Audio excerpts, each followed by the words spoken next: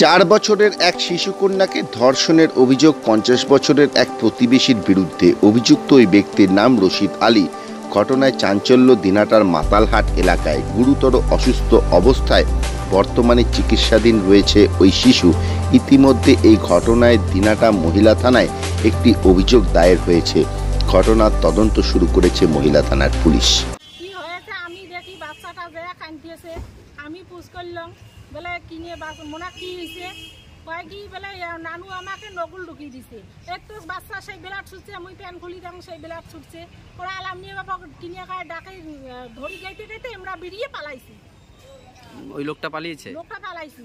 ওকে নিজের নানু হয় না, নিজের নানু নয়, তারই বাড়ি নানু। তারপর কি করলেন? ওকে বাচ্চাটাকে কি করলেন? তারপরে বাচ্চাটা কি করলো, গ্রামের লোক বললো বলে সব তোমরা হসপিটাল নিয়ে যাও। আমরা হসপিটাল ধরি আসছি। এখন কি হসপিটালে ভর্তি আছে? ভর্তি আছে হসপিটালে।